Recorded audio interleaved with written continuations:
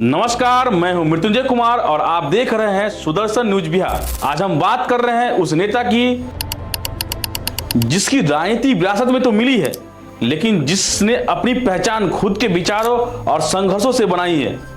जी हां, हम बात कर रहे हैं लोक जनशक्ति पार्टी के राष्ट्रीय अध्यक्ष और युवा नेता श्री चिराग पासवान जी के। आज रामविलास पासवान की जयंती है। वो नेता जिन्होंने जाति, धर्म और वर्ग से ऊपर उठकर गरीबों और वंचितों की आवाज संसद में बुलंद की।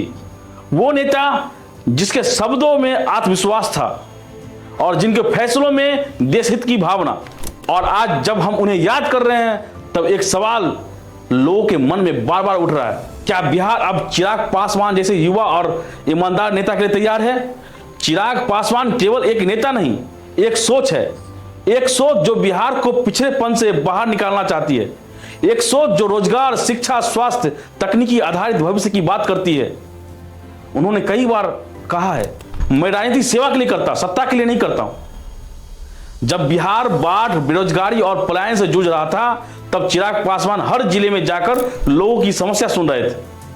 उन्होंने राजनीति को सिर्फ भाषण तक सीमित नहीं रखा, बल्कि जमीन पर उतरकर काम किया। रामविलास पासवान जी की विरासत केवल राजनीतिक नहीं थी, वो सामाजिक न्याय, समरसता और अवसर की समानता के प्रतीक थे। और यही मूल्य चिराग पासवान जी के अंदर भी दिखाई पड़ते हैं। वो बिहार के पहले ऐसे युवा नेता हैं जो खुले मन से कहते हैं बिहार को अब तकनीक आधारित शिक्षा चाहिए, युवाओं को स्टार्टअप के लिए सहायता चाहिए और महिलाओं को सम्मान और अवसर और सुरक्षा चाहिए। चिराग पासवान हर वर्ग की बात करते हैं, ना कोई जातिकरण एजेंडा, ना कोई तुष्टीकरण की राजनीति। यही कारण है कि बिहार का युवा वर्ग अब उन्हें भविष्य की उम्मीद मान रहा है। अब बात करते हैं हम प्रधानमंत्री नरेंद्र मोदी जी की। प्रधानमंत्री मोदी जी रामविलास पासवान जी को एक ऐसा सहयोगी मानते थे जो नीति, नियत और नेतृत्व तीनों में भरोसेमंद था। अब वही भरोसा चिराग पासवान पर भी दिखता है। मोदी जी की सोच है, युवा नेतृत्व को अवसर दो ताकि देश की दिशा बदले। भाजपा और एनडीए के तमाम वरिष्ठ नेताओं का भी मानना यही है कि बिहार को अब एक नया चेहरा चाहिए। ऐसा चेहरा जो आधुनिक सोच रखता हो, टेक्नोलॉजी और विकास की बात करता हो और सबसे जरूरी ईमानदारी से काम करता हो। चिराग पासवान इन सभी कसौटियों पर खड़े उतरते हैं।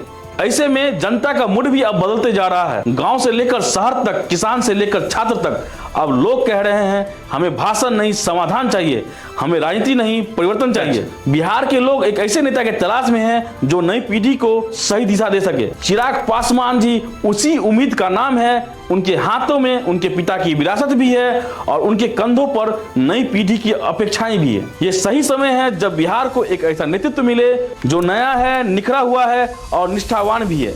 अब ऐसे में सवाल ये नहीं है कि चिराग पासवान मुख्यमंत्री बनेंगे या नहीं।